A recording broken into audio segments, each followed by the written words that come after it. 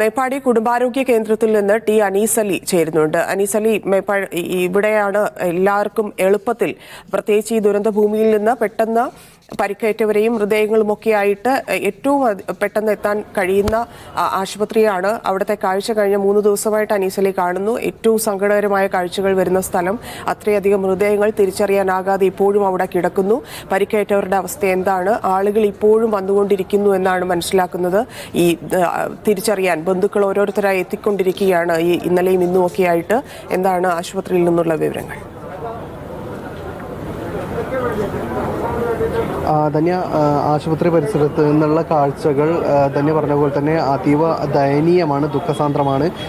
ഇതുവരെ ഏറ്റവും പ്രധാനപ്പെട്ട കാര്യം എന്ന് പറയുന്നത് ഈ പ്രദേശത്തെ മേപ്പാടിയിലെ ഒരു ചെറിയ കുടുംബാരോഗ്യ കേന്ദ്രമാണ് ഇത്. ഇവിടെ 130ഓളം മൃതദേഹങ്ങൾ ഇതിനകം തന്നെ അവർ പോസ്റ്റ്മോർട്ടം ചെയ്ത് ഇൻക്വസ്റ്റ് നടപടികൾ പൂർത്തിയാക്കി കഴിഞ്ഞു. അതിനുശേഷം പോസ്റ്റ്മോർട്ടം നടത്തി ഇൻക്വസ്റ്റ് നടപടികൾ പൂർത്തിയാക്കുന്ന മൃതദേഹങ്ങൾ സമീപത്തെ കമ്മ്യൂണിറ്റി ഹാളിലേക്കാണ് മാറ്റിയിരുന്നത്. ഇപ്പോൾ അവിടെ സ്ഥലപരിമിതി കാരണം മറ്റൊരു ഓഡിറ്റോറിയത്തിലേക്ക് കൂടി മാറ്റിക്കൊണ്ടിരിക്കുകയാണ്. നടന്നത് മുതൽ മൃതദേഹങ്ങളുമായി ഇവിടെ എത്തുന്ന ഈ ആംബുലൻസുകൾ എല്ലാവിധ മുന്നൊരുക്കങ്ങളോടും കൂടി ഇവർ ഇത് നടത്തിക്കൊണ്ടിരിക്കുന്നുണ്ട്.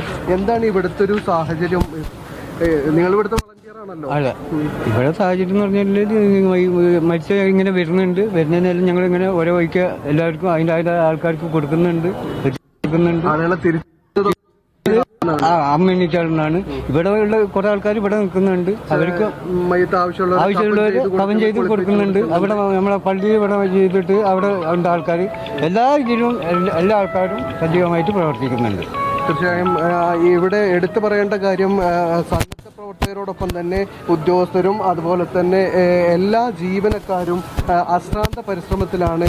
എല്ലാ മുന്നൊരുക്കങ്ങളും നടത്തി അതിനെല്ലാ സജ്ജീകരണങ്ങളും ഒരുക്കി ആംബുലൻസുകൾക്ക് സൗകര്യമൊരുക്കുക എന്നതാണ് ആദ്യഘട്ടത്തിൽ ഇവർ ചെയ്യുന്നത്.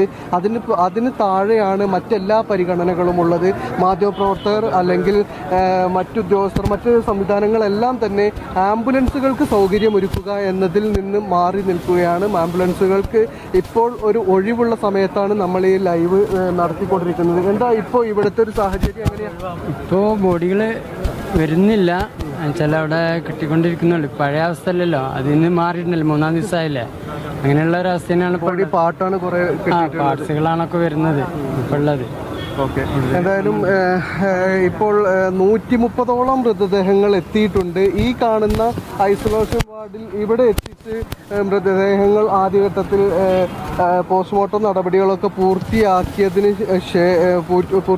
ശേഷം ആവശ്യമെങ്കിൽ മയ്യത്ത് കുളിപ്പിക്കുക, കഫൻ ചെയ്യുക തുടങ്ങിയ കാര്യങ്ങളൊക്കെ ചെയ്യുന്നുണ്ട്. അതോടൊപ്പം തന്നെ തൊട്ടടുത്ത ഒരു ശ്മശാനത്തിൽ, ഹിന്ദു ശ്മശാനത്തിലാണ് തിരിച്ചറിയപ്പെടുന്ന ഹിന്ദുക്കളുടെ മൃതദേഹം സംസ്കരിക്കുന്നത്. തൊട്ടടുത്ത ക്രിസ്ത്യൻ ചർച്ചിൽ അതിനുള്ള സജ്ജീകരണങ്ങൾ ഒരുക്കിയിട്ടുണ്ട്. ഈ പ്രദേശത്തെ നിരവധി മുസ്ലിം പള്ളികളിൽ മറവ് ചെയ്യാനുള്ള